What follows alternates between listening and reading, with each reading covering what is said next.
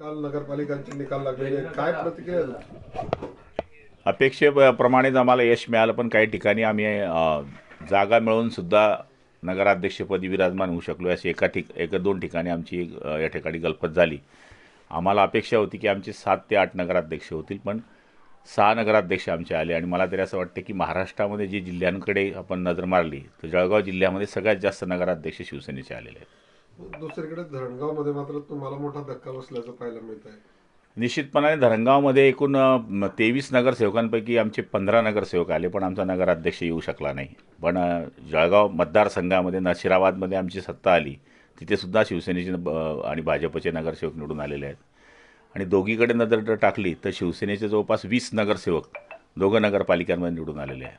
त्यामुळे असं आत्मचिंतन करावं लागेल की आमच्या उमेदवारामध्ये काही गलपत झाली का, किंवा आमच्या काही चुका असतील ते दुरुस्त आम्ही करू. राज्यामध्ये मवियाचे या ठिकाणी शिवसेना शिंदे सेनेच्या अभ्यर्थी सुद्धा उमेदवार विजयी झाले नाही असं शिंदे म्हटलेले. मवियाचे जे शिंदे सेनेचे उमेदवार सर्वात जास्त या ठिकाणी विजयी झालेले आहे, मवियाचे त्या अभ्यर्थी पण उमेदवार विजयी झाले नाही असं एकनाथ शिंदे म्हणतात. शिंदे साहेबांच्या प्रयत्नामुळे आणि त्यांच्या कष्टामुळे आपण पाहिलं असेल की महाराष्ट्रामध्ये या ठिकाणी यश आपल्याला पाहायला मिळत आहे. शिवसेनेचे जवळपास 60च्या आसपास नगराध्यक्ष या ठिकाणी निवडून आले आणि युतीमध्ये आणखी वेगळे आहेत. दुसरीकडे जळगाव शहरात जास्त सोसायटीची जी काही नोकर भरती आहे, तो भरतीच्या प्रश्नामध्ये अनेक प्रश्न उपस्थित होत आहेत. ती नियमबाह्य पद्धतीने केली जाते. एकनाथ खडसे, चंदू पाटील आमदार त्यांनी त्याच्या विरोधामध्ये भूमिका घेतलेली. तुमची काय भूमिका आहे सगळ्यामध्ये? नाही, आता त्या भरती करणं हा त्यांच्या बॉयलाजमधला विषय आहे. त्यांनी काय कशी भरती करावी, आणि तर तक्रार असेल तर तशी तक्रार कधी. कारण मागच्या काळात एकनाथ खडसे साहेबांनी अशीच तक्रार केली होती, तरी भरती कोर्टामध्ये गेल्यानंतर ती मान्य केली गेली होती. 1909 सालचा हा बॉयलाज आहे. त्या बॉयलाजप्रमाणे ते म्हणतात की आम्ही भरती करतो आहे, तो त्यांचा विषय. आता आपण काय बघणार? आपलेच आमदार विरोधात गेले मात्र या भरतीच्या. हे बघा, माझा आणि त्यांचा विषय वेगळा आहे ना. याच्यात त्यांना वाटत असेल तर ते इथे काही पक्षाचा विषय नाही आहे. हे प्रत्येकाचा वेगळा वेगळा विषय आहे. नाशिकमध्ये चांगलं यश मिळालेलं आहे शिवसेना शिंदे. नाशिकला मिळालं आहे, जळगावला मिळालं आहे. आज आपण पाहिलं ठिकाणी 5 नगराध्यक्ष आहेत. आपण कसं बघताय त्यामध्ये? कुठे? नाशिकमध्ये 5 आले, इथे शिवसेनेचे 6 आले. आमची थोड्याकरता गेली, समजून घ्या, पण गेली. जी गेली ती गेली. पण आमची पार्टनरशिपमध्ये पण आलेले आहेत.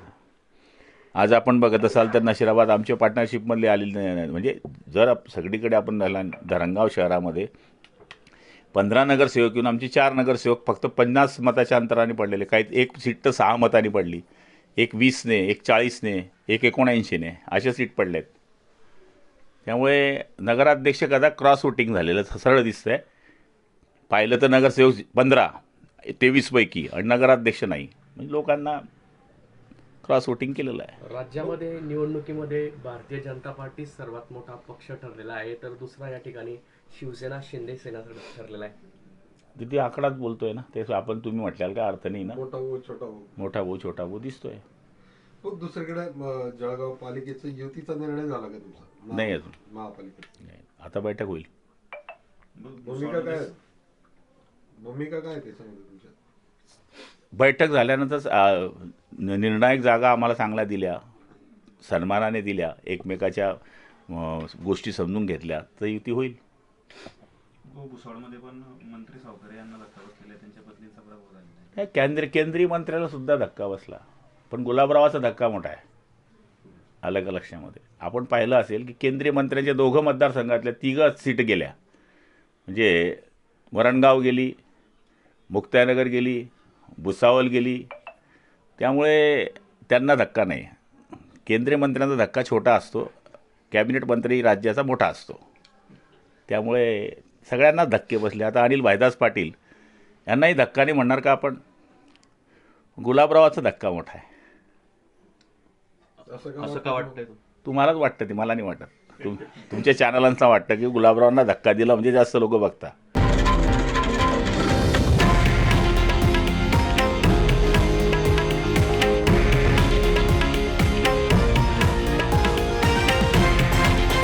हे आहे देशातील नंबर 1 न्यूज नेटवर्क आणि आपण पाहत आहात TV9 मराठी, एकमेव.